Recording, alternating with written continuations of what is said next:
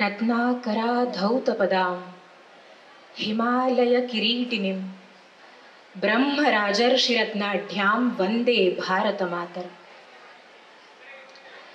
परमपवित्र भगवा ध्वज, पुण्यभूमी भारत माता, कामधेनू गोमाता, अखिल हिंदूंचं आराध्य दैवत असलेले छत्रपती शिवाजी महाराज आणि ज्यांच्या पुण्यपावन सान्निध्यामध्ये आजचं हे हिंदू संमेलन संपन्न होत आहे ते गुरु साईबाबा या सगळ्यांना सर्वप्रथम विनम्र अभिवादन करते. व्यासपीठावर उपस्थित मान्यवर आदरणीय राजीवजी दुबे, आदरणीय स्मिताताई वाईकर, हिंदू संमेलन समितीचे प्रमुख आदरणीय अमोलजी मेहत्रे आणि इथे उपस्थित देव धर्म आणि देशाप्रती कटिबद्ध असलेले आपण सर्व हिंदू बंधू भगिनी, आपल्या सर्वांच्या अंतस्थ परमात्म्याला मी नमस्कार करते.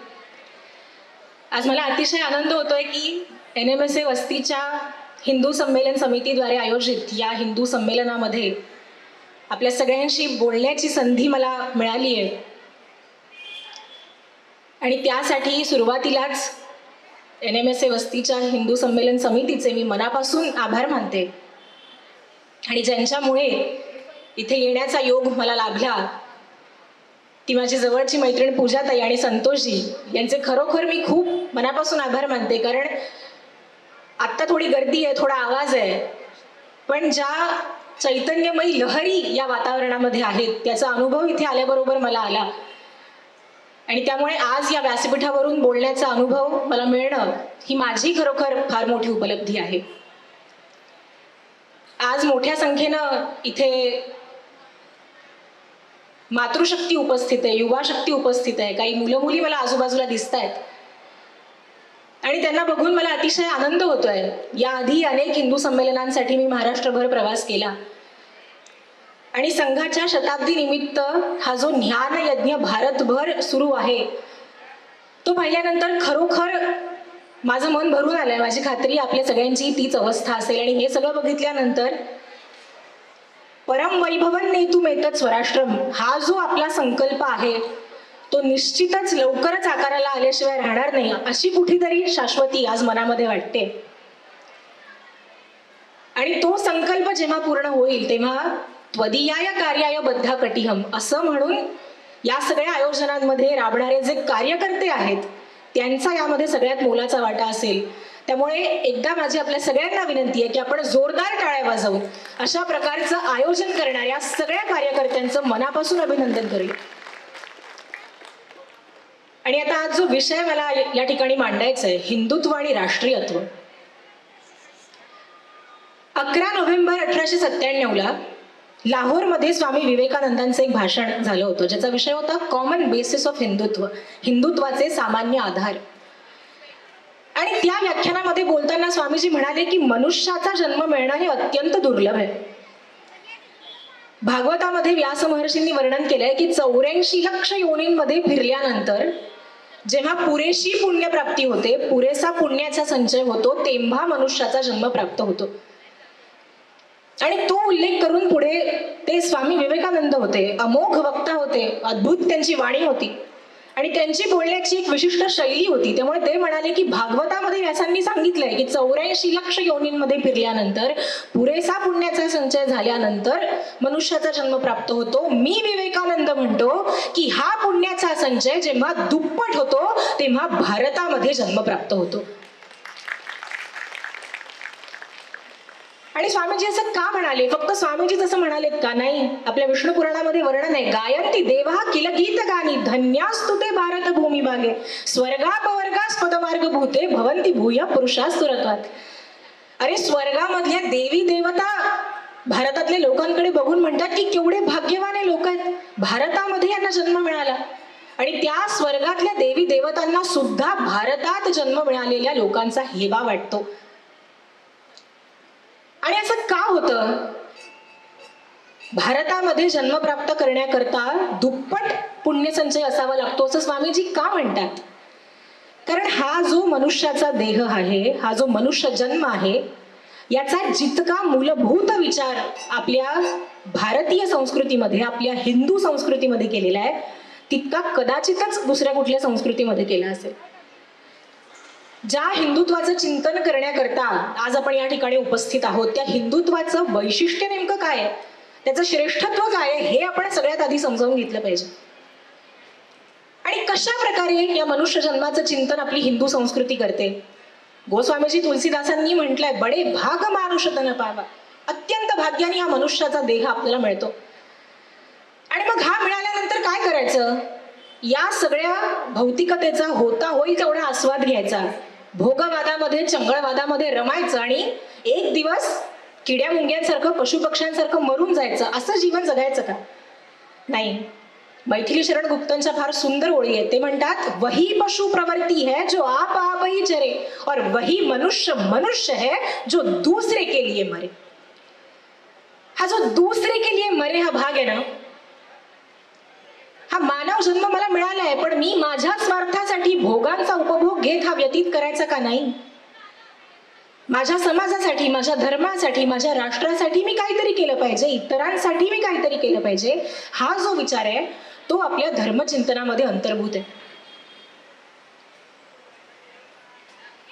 आपण जगभरातल्या कुठल्याही देशाकडे बघा, तिथल्या समाज व्यवस्थेकडे आपण बघा, आपल्याला लक्षात येईल की प्रत्येक ठिकाणी व्यक्ती आणि समाज यांच्यामध्ये एक प्रकारचं द्वंद्व आहे. आणि त्या इंडिव्हिज्युअल वर्सेस सोसायटी या डायकॉटमी मधूनच आपल्याला जे सगळे इझम माहिती आहेत, मार्क्सिझम असेल, कॅपिटलिझम असेल, इतर अनेक फिलॉसॉफीज आहेत, आणि त्या सगळ्या या व्यक्ती आणि समाजाच्या द्वंद्वावरती उभारलेल्या आहेत. पण आपल्या हिंदू संस्कृतीमध्ये मानवी जीवनाचा जो विचार केलाय तो कशा प्रकारचा आहे? व्यष्टी, समष्टी, सृष्टी आणि परमेष्टी यांच्या समन्वयावर आधारित जीवनशैलीची कल्पना आपण करतो. त्यामुळे त्या समष्टीशिवाय व्यष्टीला पूर्णत्व येऊ शकत नाही, समाजाशिवाय व्यक्तीला पूर्णत्व येऊ शकत नाही, प्रकृतीशिवाय समाजाला पूर्णत्व येऊ शकत नाही, आणि त्या परमेष्टीशिवाय, परमात्म तत्वाशिवाय प्रकृतीला पूर्णत्व येऊ शकत नाही. या सगळ्यांमध्ये समन्वय आहे, परस्परावलंबित्व आहे, आणि त्या सगळ्या चारही पायांच्या आधारावर माझं मनुष्य जीवन आधारलेलं आहे. त्यामुळे आपली संस्कृती ही आपल्याला मानव केंद्रित विचार करण्याची परवानगी देत नाही, एक स्वार्थी जीवन जगण्याची परवानगी देत नाही. आपल्या समाजाकडे, धर्माकडे, राष्ट्राकडे व्यापक दृष्टीने बघायला ती आपल्याला शिकवते. आणि म्हणून आज आपण बघतो, आपल्या सगळ्यांना माहिती आहे, रोजचं वृत्तपत्र आपल्याकडे येतं, टीव्हीवरती न्यूज चॅनल्स आपण बघतो, जगभरामध्ये कशी परिस्थिती आहे मी आपल्याला सांगण्याची आवश्यकता नाही. सगळीकडे अस्थिरतेचं वातावरण आहे, युद्धजन्य परिस्थिती आहे. आणि या युद्धामध्ये जे जे देश आहेत, अमेरिका असेल, इराण असेल, रशिया असेल, एक कॉमन फॅक्टर सगळ्या देशांमध्ये आपल्याला दिसतो की या जगावरती माझं वर्चस्व असलं पाहिजे, अशा प्रकारची भावना सगळ्या देशांमध्ये आहे. पण आपल्या देशाचं वेगळेपण हे आहे की तो वर्चस्ववादाचा भाव आपली संस्कृती आपल्याला शिकवत नाही. प्राचीन काळी आपल्या ऋषी महर्षींनी यज्ञ केले आणि त्या यज्ञाची पूर्णाहुती झाली, आता काहीतरी मागणं मागायचं. काय मागणं मागितलं? माझं, माझ्या परिवाराचं कल्याण व्हावं, आम्ही सुखी राहावं, हम दो हमारे दो, आमचं आयुष्य सुखानं व्यतीत व्हावं, असं मागितलं का? नाही. काय मागितलं? सर्वेपि सुखिनः सन्तु सर्वे सन्तु निरामयाः सर्वे भद्राणि पश्यन्तु मा कश्चित् दुःख भाग् भवेत्. या जगातल्या कुणालाही दुःख होता कामा नये. अशा प्रकारच्या विश्वाच्या कल्याणाची भाषा बोलणारा, विश्वाच्या कल्याणाचं पसायदान मागणारा माझा हा धर्म. काय म्हणतात माऊली पसायदानामध्ये? दुष्ट नष्ट व्हावेत म्हणतात का? नाही.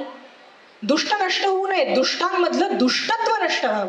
जे खळांची व्यंकटी सांडू तया सत्कर्मी रती वाढू.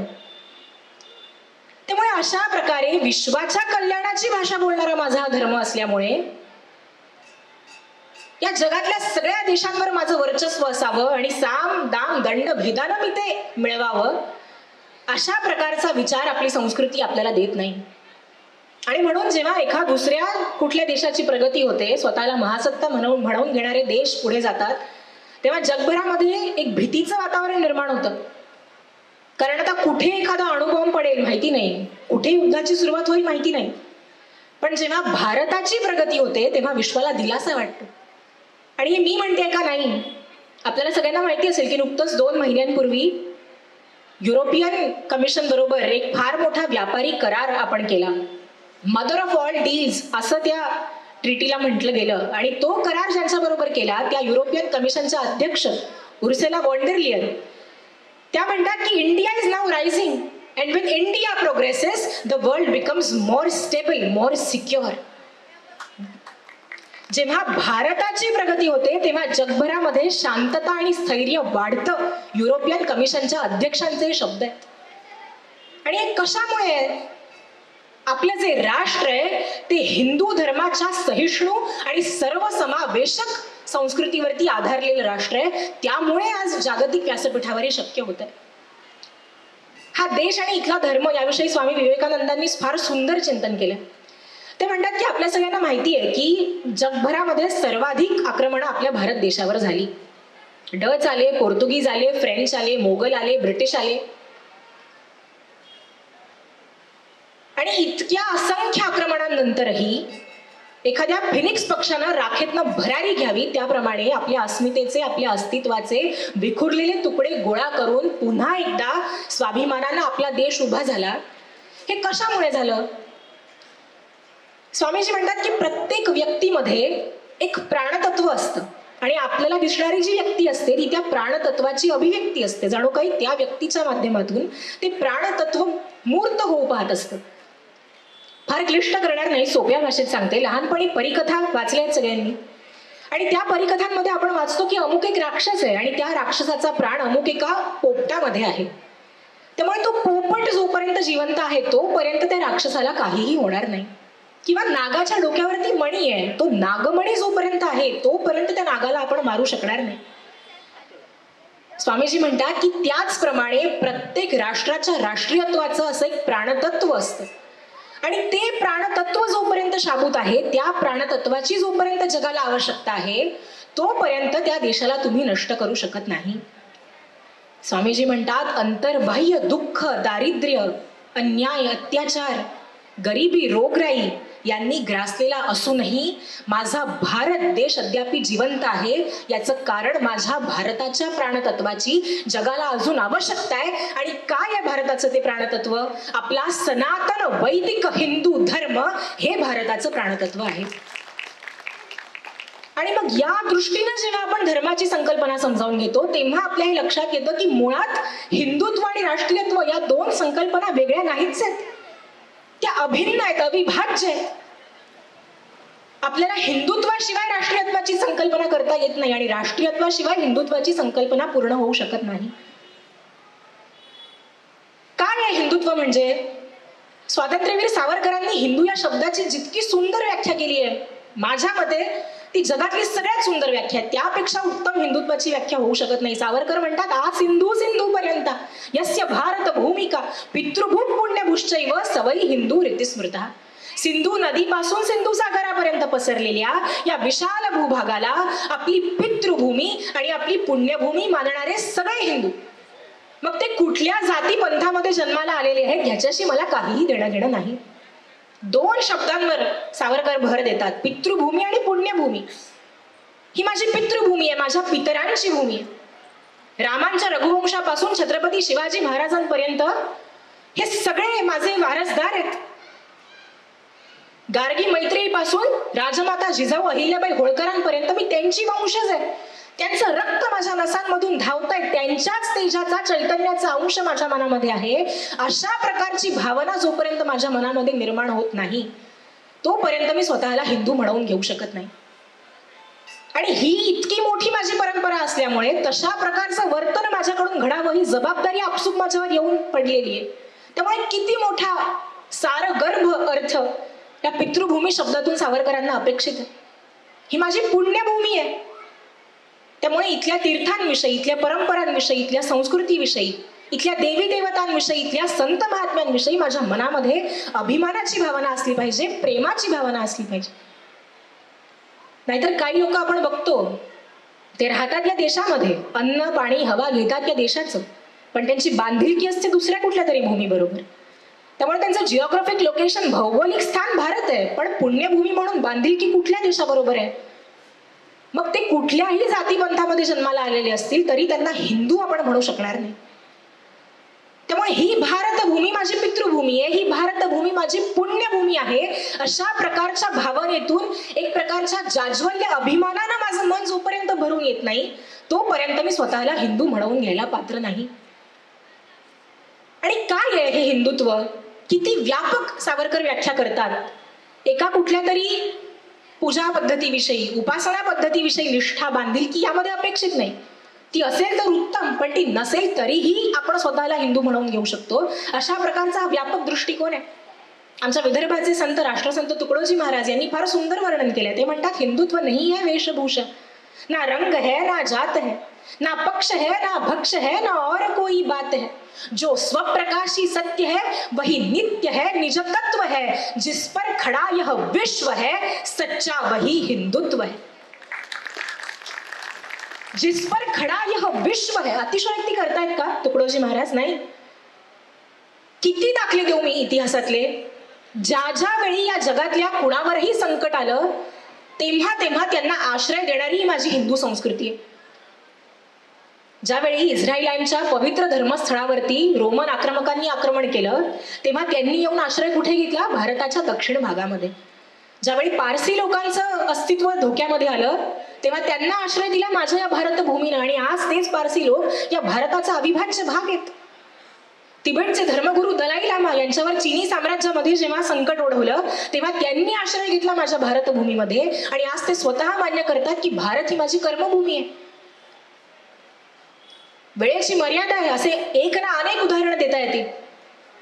त्यामुळे इतिहासात जेव्हा जेव्हा ज्यांच्यावर संकट आलं तेव्हा वसुधैव कुटुंबकम या भावनेतून त्यांना आश्रय देणारा, त्यांच्या पाठीशी खंबीरपणे उभा राहणारा जगाच्या पाठीवरचा एकमेव देश जर कुठला असेल तर तो माझा भारत देश आहे. आणि याचं कारण हे आहे की हिंदुत्वाच्या सहिष्णू आणि सर्वसमावेशक संस्कृतीच्या आधारावरती माझे राष्ट्रीयत्व उभारलेलं आहे. स्वर्गीय अटल बिहारी वाजपेयींनी हिंदुत्वाच्या वृत्तीचं फार सुंदर वर्णन केलं. ते म्हणतात, मैंने छाती का लहू पिला पाले विदेश के क्षुधित लाल, मुझको मानव में भेद नहीं मेरा अंतस्थल बर विशाल, जग से ठुकराए लोगों को लो मेरे घर का खुला द्वार, अपना सब कुछ लुटा चुका फिर भी अक्षय है धनागार, मेरा हीरा पाकर ज्योतित पर की यो का वह राज मुकुट, यदि इन चरणों पर झुक जाए कल वह किरीट तो क्या विस्मय, हिंदू तन मन हिंदू जीवन रग रग हिंदू मेरा परिचय. अशा प्रकारे अंतर्बाह्य व्यापून टाकणारं हे हिंदुत्व आहे. पण माझी संस्कृती सहिष्णू आहे, सर्वसमावेशक आहे, वसुधैव कुटुंबकमची शिकवण देणारी आहे. जगातल्या कुणावरही संकट आलं तर त्यांना आश्रय देणारी आहे. म्हणून कुणीही उठून यावं, आपल्या देशामध्ये घुसखोरी करावी, अवैधरित्या इथलं नागरिकत्व मिळवावं, इथल्या निवडणुकांमध्ये मत द्यावं, या देशाचं भवितव्य ठरवावं आणि आम्ही शांतपणे बसून ते बघत राहावं, यापेक्षा मोठी शोकांतिका कुठली असू शकते? ही हिंदू संस्कृती, आपण याला सनातन असं म्हणतो. सनातन या शब्दाचा अर्थ काय आहे? या विश्वाच्या अंतापर्यंत जी राहणार आहे ती चिरंतन आहे. तिला ना आधी आहे ना अंत आहे, अशा प्रकारची ती संस्कृती आहे. आणि म्हणून जसं मी आपल्याला आधीच सांगितलं की जगाच्या पाठीवर सर्वाधिक आक्रमणं आपल्या देशावर आली. आपल्या देशाचं अस्तित्वच जगाच्या भौगोलिक आणि ऐतिहासिक नकाशावरून मिटवून टाकावं अशा प्रकारचे प्रयत्न केले गेले, तरी सुद्धा आपला भारत आज ताठ मानेनं उभा आहे. 700 वर्ष मोगल या ठिकाणी आले आणि कशा प्रकारे बळजबरीनं धर्मांतर केलं अनेक इतिहासकारांनी लिहून ठेवलंय. ती वर्णनं आपण मुळातून वाचण्यासारखी आहेत. 150 वर्ष इंग्रज या ठिकाणी आले, हर प्रकारे धर्मांतरण करण्याचा त्यांनी प्रयत्न केला. ज्या ज्या ठिकाणी ते गेले त्या त्या ठिकाणी त्यांनी संपूर्ण धर्मांतरण घडवून आणलं. संपूर्ण अमेरिका, संपूर्ण ऑस्ट्रेलिया खंड, आफ्रिकेचा बहुतांश भाग, त्याचं अखंड ख्रिस्तीकरण त्यांनी केलं. पण भारत हा एकमात्र असा देश आहे ज्याचं संपूर्ण धर्मांतरण करण्यात त्यांना यश मिळालं नाही. याचं कारण काय आहे? याचं कारण आहे की सनातन विषयी आपल्या मनामध्ये असलेली आंतरिक श्रद्धा आणि त्या श्रद्धेच्या तपस्येच्या आधारावर आपल्याला मिळालेलं सात्विक बळ हे एकमात्र कारण आहे की आपला देश आज हिंदू म्हणून जीवित आहे. मग हे असं आहे आणि माझी संस्कृती चिरंतन आहे, सनातन आहे. मग मी हातावर हात ठेवून बसावं का? जगाच्या पाठीवर सर्वाधिक आक्रमण माझ्यावर झाली, ती का झाली? जहां डाल डाल पर सोने की चिडिया करती है बसेरा वो भारत देश है मेरा, असं ज्या देशाचं वर्णन केलं गेलं त्या विश्वगुरुत्वापासून आजच्या या परिस्थितीपर्यंत माझ्या देशाचं पतन का झालं, हिंदूंचं पतन का झालं? कुछ तो बात है की हस्ती मिटती नहीं हमारी, असं काहीतरी आपल्या देशामध्ये होतं ज्याने या जगाला टिकवलं, या देशाला टिकवलं, जगवलं. पण आम्हा हिंदूंचं, आम्हा भारतीयांचं पतन का झालं याचं आत्मपरीक्षण जर आपण केलं नाही तर इतिहासाची पुनरावृत्ती व्हायला वेळ लागणार नाही. आणि म्हणून या संघाच्या शताब्दीच्या यात्रेनिमित्त भारतभरामध्ये ही जी हिंदू संमेलनं आयोजित केली जात आहेत याचं प्रयोजनच हे आहे की हिंदूंनी आत्मपरीक्षण करावं. इतिहासात जे घडलं ते का घडलं आणि त्याची पुनरावृत्ती होऊ द्यायची नसेल तर आपण काय केलं पाहिजे याचं चिंतन करावं. आणि ज्यावेळी आपल्या इतिहासाचं आपण अवलोकन करतो तेव्हा आपल्या लक्षात येतं की आपलं जे पतन झालं त्याला 3 मुख्य कारणं आहेत. त्यातलं सगळ्यात पहिलं कारण म्हणजे हिंदूंमध्ये असलेला शक्ती संपन्नतेचा अभाव. ज्यावेळी 8व्या शतकामध्ये यवनांची पहिली टोळधाड आपल्या देशावरती चालून आली त्यावेळी जर आपला देश वेदप्रणित जीवन जगत असता तर तेव्हाच आपण त्या आक्रमकांचा धुबा उडवला असता. कारण आमच्या वेदांनी आम्हाला काय शिकवलं? मी जगायचं ते कसं जगायचं, कोणी माझा पराभव करता कामा नये, मी कुणासमोर दीन होता कामा नये. एक असते जगण्याची इच्छा जिजीविषा आणि एक असते जिंकण्याची इच्छा विजिगिषा. आमच्या वेदांनी आम्हाला जी शिकवली ती जिजीविषा नाही तर ती विजिगिषा होती. माझं जीवन हे पौरुषार्थाने भरलेलं असलं पाहिजे, हा रसरसलेला जीवनवाद वेदांनी शिकवला. पण ज्यावेळी पहिलं आक्रमण आपल्यावर झालं तेव्हा या देशाची परिस्थिती कशी होती? इतिहासकारांनी वर्णन केलंय अहिंसेचा विचार इतका विकृतीला गेला होता, एका घरातल्या व्यक्तीकडून ऊ मारली गेली. आता काय करायचं? तर आपल्या हातून ऊ मारली गेली म्हणून त्याचं प्रायश्चित्त करण्याकरता त्या ऊचं मंदिर बांधून तिची पूजा केली. अशी विकृत अहिंसा. अरे योग वासिष्ठानं मला पौरुषार्थाचा विचार दिला, नाभिनंदानी जीवितम नाभिनंदानी मरणम. मरण यायचं तेव्हा येऊ दे, मी त्याला घाबरत नाही, पण तोपर्यंत माझं जे जीवन असलं पाहिजे ते पौरुषार्थानं भारलेलं असलं पाहिजे. पण आपल्या देशाची परिस्थिती ही होती की अहिंसा परमो धर्म हे आपण सगळ्यांनी पाठ केलं होतं, पण धर्महिंसा तथैवच हे दुसरं जे वचन आहे त्याचा सगळ्यांना विसर पडला होता. आणि अशा प्रकारची जी सद्गुण विकृती आपल्या हिंदू समाजामध्ये फोफावली होती ती त्या जुलमी इस्लामी आक्रमकांच्या पथ्यावर पडली आणि अवघ्या काही वर्षांमध्ये आपल्या संपूर्ण देशावर त्यांनी कब्जा मिळवला. धर्माचं साधं सूत्र आहे, धर्मो रक्षति रक्षिता. धर्माचं रक्षण जो करेल त्यांचं रक्षण धर्म करेल. पण त्या धर्माचं रक्षण करण्याकरता लागणारा पौरुषार्थ या देशामधून संपून गेला होता. पूर्वीच्या काळी ज्यावेळी आपल्या पूर्वजांनी यज्ञ केला आणि त्या यज्ञामध्ये आता काहीतरी बळी द्यायचा, तेव्हा त्यांनी विचार केला कुणाचा बळी द्यावा? घोड्याचा बळी द्यावा का? नाही, घोड्याचा बळी देता येणार नाही, तो बिथरला तर आपल्याला चिरडून टाकेल, अश्वन नाही. बरं मग हत्तीचा द्यावा का? नाही, हत्तीचा देता येणार नाही, एक पाय टाकला तर त्या खाली आपण मरून जाऊ. गजन नाही. बाघाचा द्यावा का? नाही, एक डरकाळी फोडली तर आपण बेशुद्ध पडू. व्याघ्र नैवच. मग काय करावं?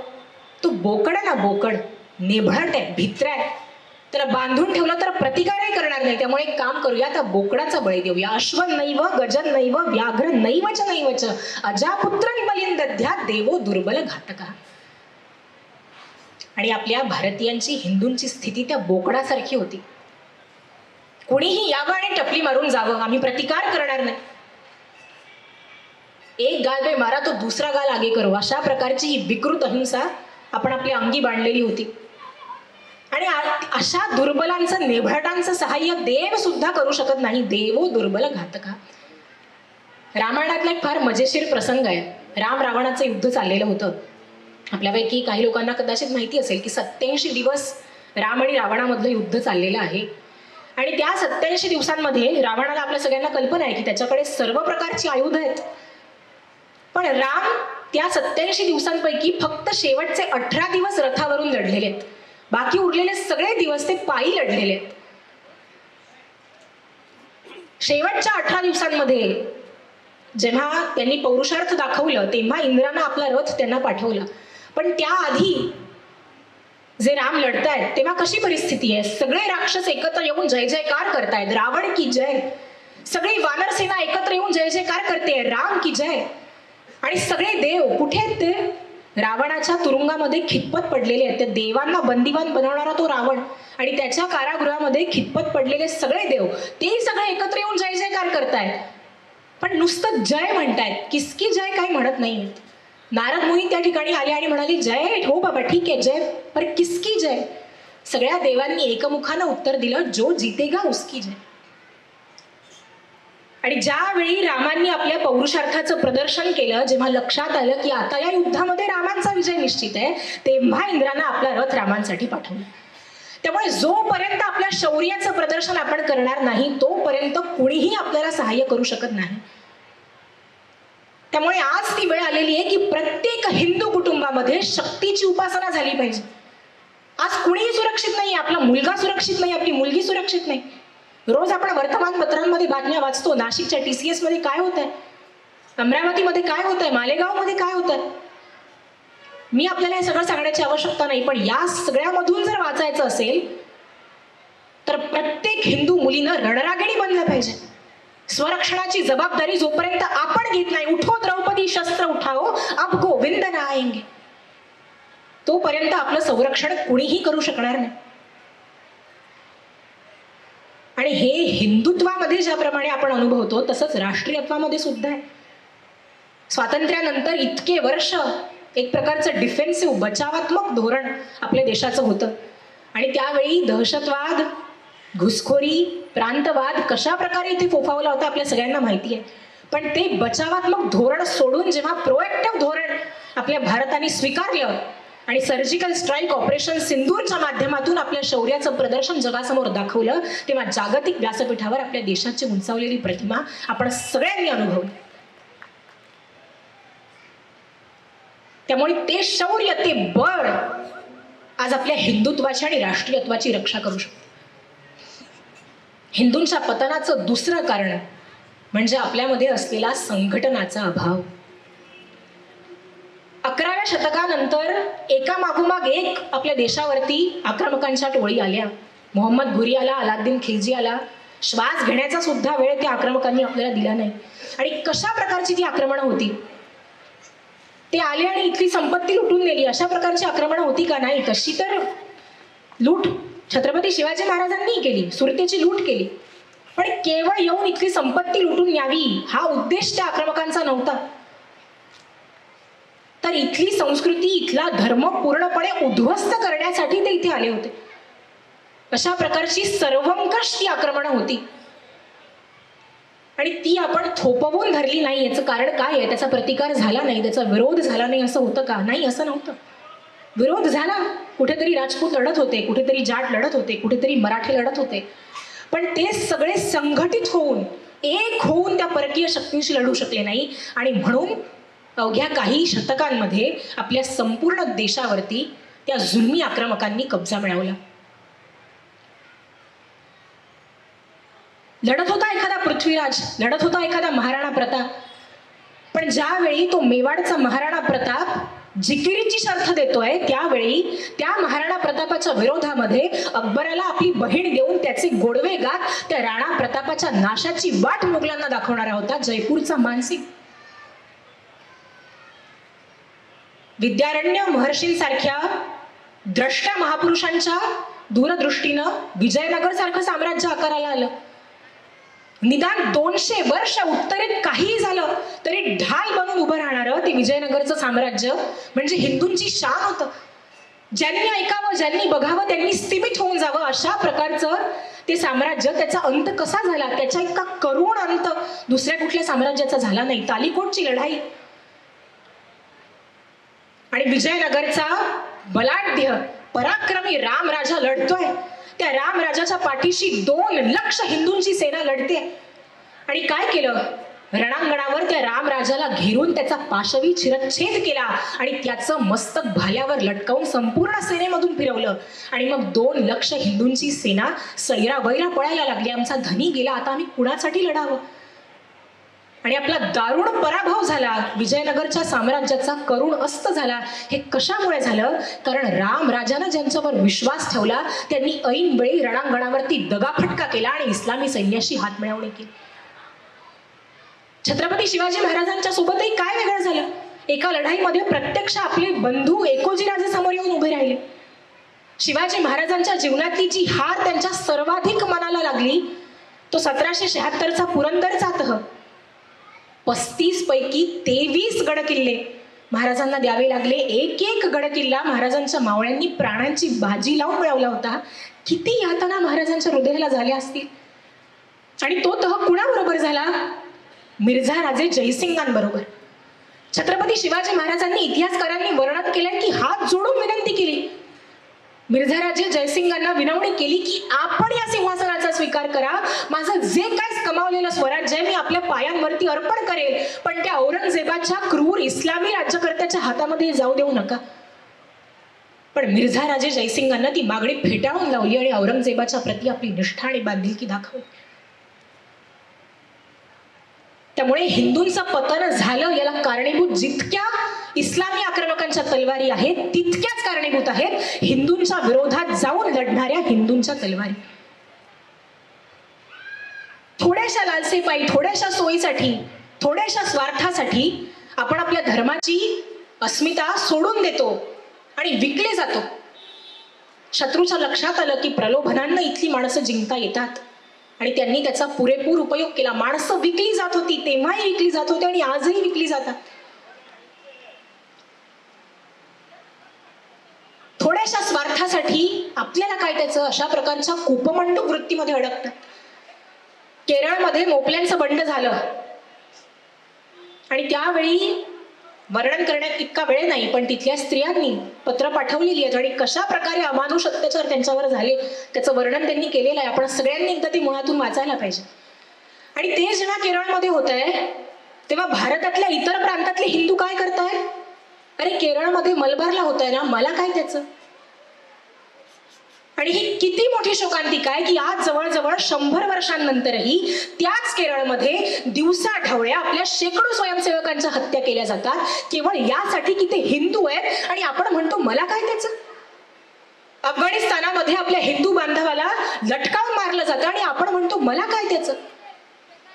माझ्या शेजाऱ्याची मुलगी पळवली आहे ना, मला काय त्याचं. अफगाणिस्तानात हिंदू सुरक्षित नाही, बांगलादेशात हिंदू सुरक्षित नाही, पाकिस्तानात हिंदू सुरक्षित नाही, पश्चिम बंगालमध्ये हिंदू सुरक्षित नाही, केरळमध्ये हिंदू सुरक्षित नाही, पण मला काय त्याचं. त्यामुळे हे वादळ जोपर्यंत माझ्या घरी येणार नाही तोपर्यंत मी जागा होणार नाही अशी भावना जर आपण ठेवली तर येणारा काळ मोठा कठीण असेल.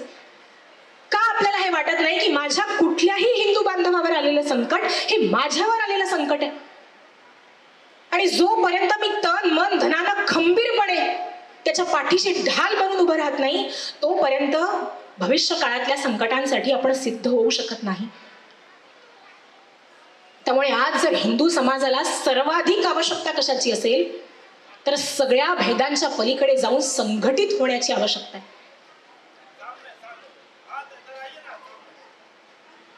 आपल्या आयुष्याची 55 वर्ष जीवाचं रान छत्रपती शिवाजी महाराजांनी कशासाठी केलं असेल तर ते 18 पगड जातींच्या लोकांना एकत्र बांधून ठेवण्यासाठी. आणि हे आपलं किती मोठं दुर्दैव आहे की आज इतक्या वर्षांनंतरही त्याच जातीपातींमध्ये माझा हिंदू समाज विभागला जातो. आपला प्रांतवाद, आपला भाषावाद आपल्या भारतवादापेक्षा मोठा ठरतो. आजही आपण बघितलं तर भारताच्या काही भागांमध्ये नागा असणं, मिझो असणं ही अस्मिता भारतीय असण्यापेक्षा मोठी होते. आणि असं जर झालं तर इतिहासाची पुनरावृत्ती व्हायला वेळ लागणार नाही. 1947 मध्ये जे झालं ते आपल्या सगळ्यांना माहिती आहे. आणि त्यावेळी भारताच्या स्वातंत्र्यासाठी आपल्या संपूर्ण जीवनाचं ज्यांनी बलिदान दिलं त्यांची कशा प्रकारची अवस्था होती. स्वातंत्र्य मिळालं पण विभागून स्वातंत्र्य मिळालं. रोज सकाळी उठल्यानंतर बालपणापासून आपल्याला शिकवलं जातं कशा प्रकारे पुन्हा एकदा हिंदुत्व आणि राष्ट्रत्वाचा अन्योन्य संबंध आहे. आपल्या दिवसाची सुरुवात कशी होते आपण स्मरण करतो. अयोध्या मथुरा माया काशी कांची अवंतिका पुरीद्वारावती चैव सप्तैता मोक्षदायिका. या मोक्ष देणाऱ्या 7 पुण्य पावन नगरींचं स्मरण करून आपण आपल्या दिवसाचा आरंभ करतो. ज्यावेळी भारताचं विभाजन होऊन स्वातंत्र्य प्राप्त झालं त्यावेळी अभिनव भारतच्या सभेमध्ये स्वातंत्र्यवीर सावरकरांनी गोपाळ गोडसेंनी रचलेलं फार सुंदर सिंधू सुक्ताचं भावपूर्ण वाचन केलं होतं. आणि त्या सिंधू सुक्तामध्ये गोपाळ गोडसे म्हणतात की या सगळ्या अयोध्या, मथुरा, काशी या सगळ्या स्वतंत्र भारतामध्ये येऊन सामील झालेल्या आहेत. ज्या सगळ्या जीवनदायिनी नद्यांचं आपण स्मरण करतो, गंगेच यमुने चैव गोदावरी सरस्वती नर्मदे सिंधू कावेरी जलेस्मिन सन्निधिं कुरु, त्या सगळ्या गंगा, यमुना, गोदावरी त्या सगळ्या स्वतंत्र भारतामध्ये येऊन संमेलित झालेल्या आहेत. पण जिच्या उल्लेखाशिवाय माझं प्रातस्मरण पूर्ण होऊ शकत नाही. गंगेच यमुने चैव गोदावरी सरस्वती नर्मदे सिंधू कावेरी, ती सिंधू कुठे आहे? या स्वतंत्र भारतामध्ये ती सिंधू आज नाहीये.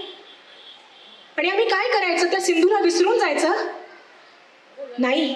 हे देवी तमे, नदी तमे, अंबी तमे सिंधू, आम्हाला तुझा कदापि विसर पडू शकत नाही. आणि म्हणून आज स्वातंत्र्याच्या जवळजवळ 77 वर्षांनंतरही या देशाच्या स्वातंत्र्यासाठी आपल्या प्राणांची आहुती देणाऱ्या काही स्वातंत्र्य सैनिकांच्या अस्थी अजूनही विसर्जित केलेल्या नाही आहेत.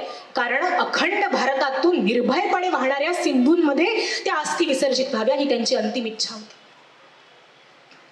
किती मोठं ऋण त्या सगळ्यांचं आपल्यावर आहे. तो अखंड भारत आज कदाचित भौगोलिक दृष्ट्या अस्तित्वात नसेल, पण आपल्या अंतःकरणातून त्या अखंड भारताचं अस्तित्व कुणीही पुसून टाकू शकत नाही. पाकिस्तान गेला, बांगलादेश गेला, बर्मा गेला, आणि आता जो भारत शिल्लक आहे त्याचेही पुन्हा तुकडे व्हावे असं जर आपल्याला वाटत नसेल तर भाषा, प्रांत, जातीवाद या सगळ्याच्या पलीकडे जाऊन आपण एक होण्याची आवश्यकता आहे. प्रवाहाच्या मागे राहिलेले माझे आदिवासी, वनवासी, दलित बांधव यांच्याविषयी माझ्या मनामध्ये आत्मीयतेची भावना आजही का नाहीये? आमची भाषा, आमचा प्रांत, आमची जात वेगळी असेल, पण आम्ही सगळे एक आहोत. आमच्या सगळ्यांचं रक्त एक आहे. संस्कृती सबकी एक चिरंतन खून रगों में हिंदू है, विराट सागर समाज अपना हम सब इसके बिंदु है. सबकी रक्षा धर्म करेगा, उसकी रक्षा आज करे, जाति भेद मत भेद मिटाकर नवरचना निर्माण करे. धर्म हमारा जग में अभिनव अक्षय है, अविनाशी है, इसी कड़ी से जुड़े हुए युग युग से भारतवासी है. था या था जहां की महिमा गहरा जैसे सिंधु है, संस्कृति सबकी एक चिरंतन खून रगों में हिंदू है. आम्हा सगळ्यांचं रक्त एक आहे. आणि पुन्हा एकदा फोडा आणि राज्य करा हे धोरण वापरून आमच्यामध्ये जर कोणी विभाजन निर्माण करण्याचा प्रयत्न करणार असेल तर त्याला आम्ही थारा देणार नाही. ही प्रतिज्ञा प्रत्येक हिंदूने घेण्याची वेळ आता आलेली आहे. आपल्या हिंदूंच्या पतनाचं तिसरं आणि सगळ्यात महत्वाचं कारण म्हणजे हिंदूंमध्ये असलेला स्वाभिमानाचा अभाव. संस्कृतचा रसराज पंडित कवी जगन्नाथ शहाजहानची चाकरी करत होता आणि त्यावेळी जयपूरच्या राजाने त्याला निमंत्रण पाठवलं की कशाला त्या इस्लामी आक्रमकाची चाकरी करता, आपल्याकडे परत या. आणि त्यावेळी त्या कवी जगन्नाथानं काय उत्तर पाठवलं? दिल्लीश्वरो वा जगदीश्वरो वा. अरे माझे मनोरथ पूर्ण करणारे दोघच आहेत. एकतर तो दिल्लीश्वर आणि दुसरा तो जगदीश्वर परमेश्वर. दिल्लीश्वरो वा जगदीश्वरो वा मनोरथान पूरयितुम समर्थ. हे बाकी सगळे भिकारडे राजे मला काय देणार? ते तर माझ्या मीठ भाकरीलाही पुरणार नाही. त्यामुळे ज्या ज्या वेळी माझ्या देशावरती संकट आलं त्यावेळी पहिली गोष्ट हिंदूंनी जर कुठली केली असेल तर ती ही केली आहे की स्वतःचा स्वाभिमान विकून टाकला. आणि म्हणून 700 वर्षांच्या मोगलांच्या साम्राज्यामध्ये आपल्या देशाचं जेवढं नुकसान झालं नाही तेवढं ब्रिटिशांच्या 150 वर्षांच्या राजवटीमध्ये झालं. याचं कारण हे होतं की हिंदूंचा हा वीक पॉइंट इंग्रजांनी अतिशय योग्य पद्धतीने ओळखला होता. मोगलांचं आक्रमण हे शस्त्रांच्या बळावर केलेलं आक्रमण होतं, पण इंग्रजांचं आक्रमण हे शास्त्राच्या बळावर केलेलं होतं. त्यांनी अत्यंत नियोजनबद्ध रीतीने आमचा बुद्धिभेद केला. इंग्रज अधिकारी मॅक्स मिलर यांना एक पत्र लिहिलंय आणि त्या पत्रामध्ये तो म्हणतो, India has been conquered once but it should be conquered again and the second conquest must be through education. आपण भारतावर एकदा विजय मिळवलाय, पण आपण भारताला दुसऱ्यांदा जिंकलं पाहिजे. आणि हा जो दुसरा विजय आपल्याला भारतावर मिळवायचा आहे तो आपण शिक्षणाच्या माध्यमातून मिळवला पाहिजे. आणि म्हणून अशा प्रकारची मेकॉले प्रणित शिक्षण पद्धती त्यांनी या देशामध्ये आणली की ज्यातून शिक्षण घेणारे युवक युवती कसे असतील? Indian by blood and skin but British by thought. रक्त आणि कातडीने भारतीय असतील पण विचारांनी मात्र पूर्णतः पाश्चिमात्य होऊन गेलेले असतील. आणि मग काय शिकवलं त्या शिक्षण पद्धतीमध्ये? आमची संस्कृती वाईट, आमचा धर्म वाईट, आमच्या परंपरा वाईट, आमच्या देवी देवता वाईट, आमचं संत साहित्य वाईट, जे जे काही भारतीय आहे, जे जे काही हिंदू आहे ते सगळं वाईट, आणि जे जे काही पाश्चिमात्य आहे ते सगळं चांगलं. अशा प्रकारच्या एक न्यूनगंडाची भावना भारतीयांच्या, हिंदूंच्या मनामध्ये निर्माण केली. आणि त्याचे किती पडसाद उमटले फार वर्णन करणार नाही. थोडक्यात सांगेल, स्वामी विवेकानंद, योगी अरविंदांसारख्या कुटुंबावरती त्या पाश्चिमात्य विचारांचा सुरुवातीच्या काळामध्ये प्रभाव होता. या देशाचा इतिहास हा पराभवाचा इतिहास आहे.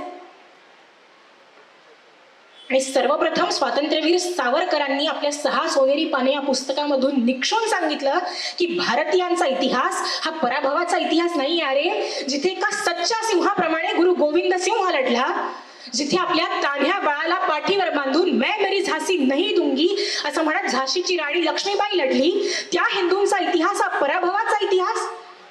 आमचा इतिहास हा पराभवाचा नाही, तो निरंतर संघर्षाचा आणि विजयाचा इतिहास आहे.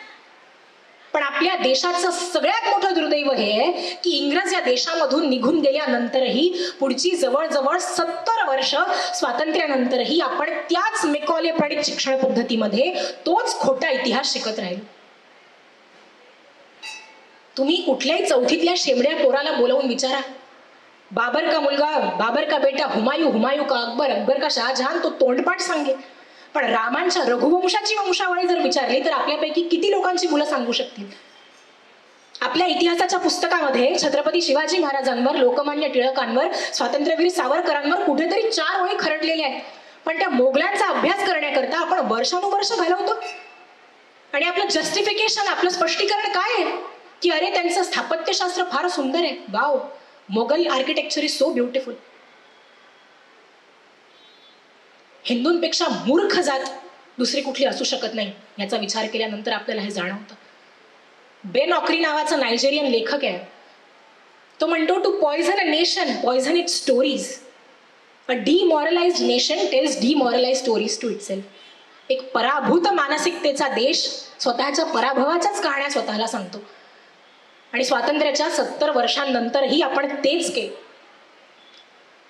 आपल्या सगळ्या हिंदूंना, प्रत्येकाला इथे उपस्थित असलेल्या काही लोकांनाही दुर्दैवानं काही वेगवेगळे आजार असतील. कुणाला बीपी असेल, कुणाला डायबिटीस असेल, कुणाला स्पॉन्डिलायटिस असेल. सगळे बरे व्हावेत देवाच्या दयेनं. पण आपल्या इथे उपस्थित असलेल्या सगळ्या हिंदूंना जर एक कॉमन आजार कुठला असेल तर तो आहे स्मृतिभ्रंशाचा आजार. आपला इतिहास आपण लक्षात ठेवत नाही, ही किती मोठी शोकांतिका आहे. कशा प्रकारचा पुरुषार्थ माझ्या पूर्वजांनी गाजवला तेही आपण लक्षात ठेवत नाही. आणि कशा प्रकारचे अन्याय, अत्याचार परकीयांनी येऊन आपल्यावर केले त्याचाही आपल्याला विसर पडतो. कधीतरी आपण इस्रायलमध्ये जाऊन बघावं, त्या ज्यू लोकांच्या स्मृती त्यांनी किती पावित्र्यानं जपलेल्या आहेत. पण आजही आपल्या देशामध्ये त्या जुलमी इस्लामी आक्रमकांचा जयघोष करणाऱ्या घोषणा याच स्वतंत्र भारताच्या भूमीवर दिल्या जातात.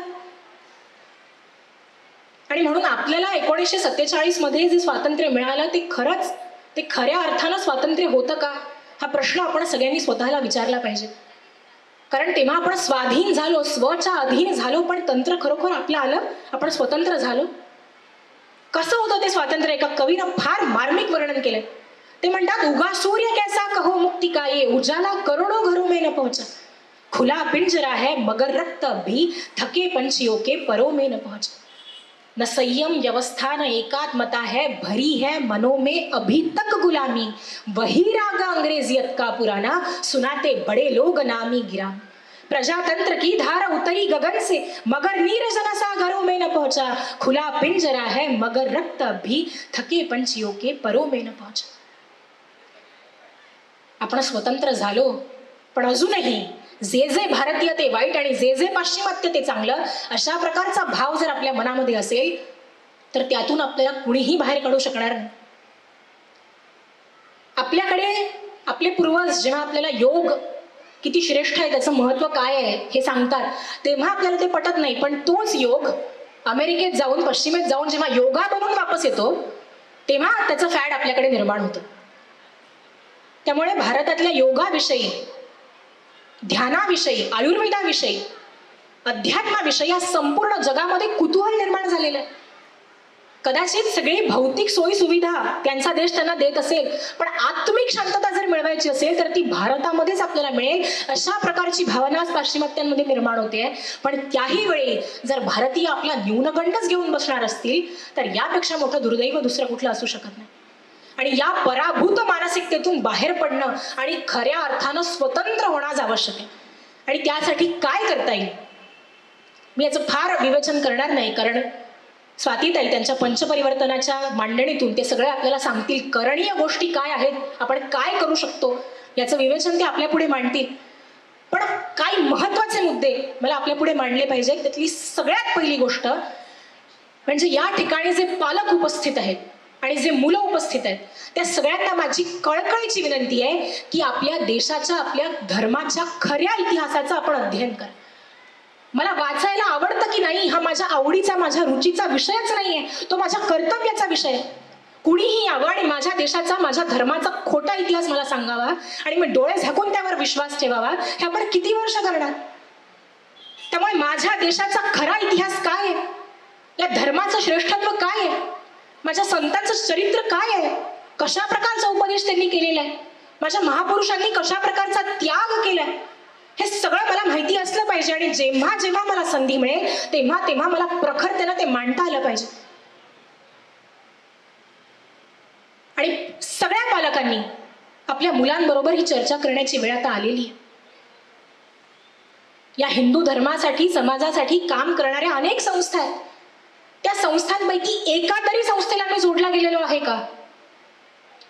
ज्यावेळी 100 वर्षांपूर्वी डॉक्टरांनी संघाची स्थापना केली तेव्हा त्यांनी एकच गोष्ट मागितली. या विशाल हिंदू समुदायाला ते म्हणाले की मला तुमचं काहीही नको, मला एकच गोष्ट द्या, तुमचा दिवसातला फक्त 1 तास मला द्या. आणि त्या दिवसातल्या 1 तासाच्या भरोशावर आज हा जो विशाल वटवृक्षरूपी संघ उभा आहे, त्यांनी कशा प्रकारे वेळोवेळी आलेल्या संकटांमधून आपल्या समाजाला, देशाला सावरलं ते आपल्या सगळ्यांना माहिती. आज कदाचित दिवसातला 1 तास देणं तुम्हाला शक्य नसेल, किमान आठवड्यातला 1 तास मी काहीतरी धर्माचं, राष्ट्रीय चिंतन करू शकतो का? आणि त्या धर्मासाठी, समाजासाठी कार्य करणारे जे माझे हिंदू बांधव आहेत, भगिनी आहेत, त्यांच्या पाठीशी मी तन मन धनानं उभा राहू शकतो का? हा प्रश्न प्रत्येक हिंदूनं स्वतःला विचारला पाहिजे. आज आपण कुठल्याही प्रत्येक दुसऱ्या सुशिक्षित घरातल्या मुलाला, मुलीला त्याचं स्वप्न विचारलं तर प्रत्येकाचं स्वप्न हे असतं की लवकरात लवकर मी भारत सोडून बाहेर कधी जाईन आणि परदेशात जाऊन सेटल कधी होईल. परदेशात जाणं वाईट आहे का? नाही. परदेशात जाण्याची एखादी संधी मिळाली तर ती नाही न घ्यावी का? असंही नाही. गेले ना, स्वामी विवेकानंदही परदेशात गेले, स्वातंत्र्यवीर सावरकरही परदेशात गेले, पण परदेशात गेल्यानंतरही त्यांची मन मात्र या मातृभूमीप्रती अखंड समर्पित होती आणि त्यांच्या मनामध्ये अखंड मातृभूमीचा विचार होता. आणि ते आदर्श मी माझ्या मुलांच्या डोळ्यापुढे आज निर्माण करू शकेन का? अमेरिकेतील माझ्या बंधू आणि भगिनींनो, या ऐतिहासिक संबोधनानं अवघ्या पाश्चिमात्य जगताला ज्यावेळी स्वामी विवेकानंदांनी वेड लावलं आणि शिकागोच्या सगळ्या रस्त्यांवरती मोठे मोठे त्यांचे पोस्टर्स, होर्डिंग्ज उभे आहेत, आणि त्या दिवशी हा जगज्जेता योद्धा संन्यासी पश्चिमेतल्या मऊ मऊ बिछाण्यावरती सुखाने झोपलेला आहे का? हो, नाही. स्वामीजींच्या चरित्रामध्ये वर्णन आहे, स्वामीजी अस्वस्थ आहेत, डोक्याखालच्या उशीवर टपटप आसव गळतायत आणि तो अश्रूंचा भार इतका असह्य झाला की जमिनीवरती गडाबडा स्वामीजी लोळायला लागले. तिकडे माझी भारत माता पारतंत्र्यामध्ये असताना या सगळ्या सोयी सुविधांचं मी काय करू? माझ्या पारतंत्र्यातल्या बंधू भगिनींचा उत्कर्ष मी करू शकेल, माझ्या भारत मातेला मी पारतंत्र्यातून मुक्त करू शकेल, असा काहीतरी मार्ग मला दाखव. आणि म्हणून 3.5-4 वर्षांनंतर पश्चिमेत राहून ज्यावेळी स्वामीजी परत आले आणि कलकत्त्यामधल्या समुद्र किनाऱ्यावरती बोटीतून उतरून त्यांनी पहिलं पाऊल ठेवलं, तेव्हा कुणीतरी स्वामीजींना विचारलं की तुम्ही 3.5-4 वर्ष पश्चिमेत राहून आलात, तिथल्या सगळ्या सुखसोयींचा आस्वाद घेतलात आणि आता परत आल्यानंतर हा गरीब मागासलेला भारत तुम्हाला कसा दिसतो? क्षणभरही विचार न करता स्वामीजींनी उत्तर दिलं की माझा हा भारत देश माझ्यासाठी कायमच पवित्र होता, पण आता मात्र या भारतातल्या धुळीचा कण सुद्धा माझ्यासाठी स्वर्गाहून श्रेष्ठ आहे. Now the soil of India is the highest heaven. Barrister होऊन गेलेले आहेत सावरकर, सगळ्या प्रकारच्या सुखसुविधा हात जोडून उभे आहेत, पण त्यांच्या मनामध्ये काय विचार आहे? ने मजसीने परत मातृभूमीला सागरा प्राण तळमळाला.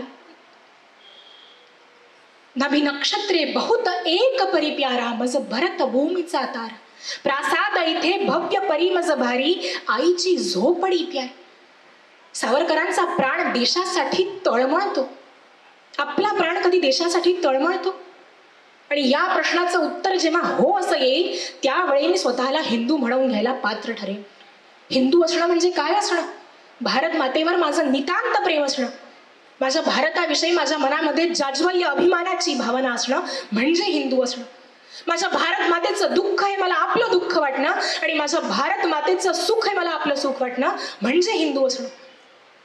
आणि म्हणून आज जर सगळ्यात मोठी देशसेवा आपण कुठली करू शकणार असू, तर आपण खऱ्या अर्थानं हिंदू व्हावं आणि आपल्या येणाऱ्या पिढीला खऱ्या अर्थानं हिंदू बनवावं. यापेक्षा मोठी देशसेवा आजच्या घडीला असू शकत नाही. आणि म्हणून आदरणीय संतोषजींसारख्या कार्यकर्त्यांचे, कार्यकर्ता हा शब्द मी फार वेगळ्या अर्थाने इथे वापरते, अखंड कार्यरत असणारे कार्यकर्ते, त्यांच्याविषयी मला अत्यंत आदर यासाठी वाटतो की राष्ट्रप्रेमानं भारलेली अवघी पिढी ते घडवत आहेत. आणि हे 4-2 व्यक्तींवर असलेले तुमचे ऋण नाही आहेत, तर अवघा समाज तुमचा ऋणी आहे. असं कार्य करणारे इतरही लोक या ठिकाणी असतील. आणि अशा प्रकारे अवघ्या समाजाचा उद्धार करणं मला शक्य नाही, पण किमान माझी मुलं माझ्या हातातून जाऊ नयेत. माझ्या धर्माविषयी, माझ्या संस्कृतीविषयी त्यांच्या मनामध्ये आत्मीयता आणि अभिमान मी निर्माण करावा, इतका जरी संकल्प आज या ठिकाणी घेऊन आपण परत गेलो, तर मला वाटतं या हिंदू संमेलनाचं सार्थक त्यामध्ये होईल. माझ्या विषयाच्या समारोपाकडे वळताना जिथून मी माझ्या विषयाला सुरुवात केली, 1897 मध्ये स्वामी विवेकानंदांचं झालेलं भाषण, त्याच व्याख्यानामध्ये शेवटी स्वामीजी म्हणाले की प्रत्येक देशाकडे एक संदेश असतो जो त्याला विश्वाला द्यायचा असतो. Each nation has got a message to deliver, each nation has got a mission to accomplish and each nation has got a destiny to achieve. आपला सनातन वैदिक हिंदू धर्म हे भारताचं प्राणतत्व आहे, हे मी पूर्वीच आपल्याला सांगितलं. आणि त्या धर्मतत्वाचा, अध्यात्म तत्वाचा प्रचार प्रसार करणं हे भारताचं मिशन आहे, त्याचं ध्येय आहे. आणि पुढे स्वामीजी म्हणतात की ते विश्वगुरुत्व प्राप्त करणं ही भारताची नियती आहे आणि ती नियती प्राप्त करण्यापासून भारताला कुणीही थांबवू शकत नाही. आणि हे सगळे हवेतले दाखले आहेत का? नाही. नुकत्याच झालेल्या 21 जून 2025 झालेल्या आंतरराष्ट्रीय योग दिवसाच्या निमित्ताने जगभरातल्या 191 देशांमध्ये सूर्यनमस्कार घालून ओंकाराचा उच्चार केला गेला. गीता परिवार सारख्या संस्थांच्या माध्यमातून आज जगभरातल्या 132 देशांमध्ये गीतेचे स्वर गुंजत आहेत. त्यामुळे भारत कधीतरी विश्वगुरू होणार नाही, तर भारत विश्वगुरू होण्याच्या मार्गावर अग्रेसर झालेला आहे. त्यामुळे हिंदूंना जागं होण्यासाठी हा सुवर्ण काळ आहे. तेव्हा आपण सगळ्यांनी जागं व्हावं आणि या धर्मयज्ञामध्ये यथाशक्ती यथामती जी आपल्याला शक्य होईल ती आपली समिधा अर्पण करावी, असं आपल्या सगळ्यांना पुन्हा एकदा कळकळीनं आवाहन करते. आणि मग आपल्या सगळ्यांच्या प्रयत्नातून आकाराला येणारी ती भारत माता कशी असेल याचं सगळ्यात शेवटी परमपूज्य स्वामी गोविंद देवगिरीजी महाराजांच्या शब्दामध्ये वर्णन करते. स्वातंत्र्य समता बंधुता हो विविधता में एकता. स्वातंत्र्य समता बंधुता हो विविधता में एकता, हो सर्व भेद विलीन जिसकी जागती राष्ट्रीयता. सद्बुद्धि बल पुरुषार्थ से चारित्र्य और विवेक से संपन्न हो युवा वर्ग भी सर्वत्र दिग्विजयी रहे. है प्रार्थना गुरुदेव से हो स्वर्ग सममा भारती. संसार में उन्नत रहे सब जन उतारे आरती, दुनिया उतारे आरती. अशा प्रकारची विश्वगुरु भारत माता निर्माण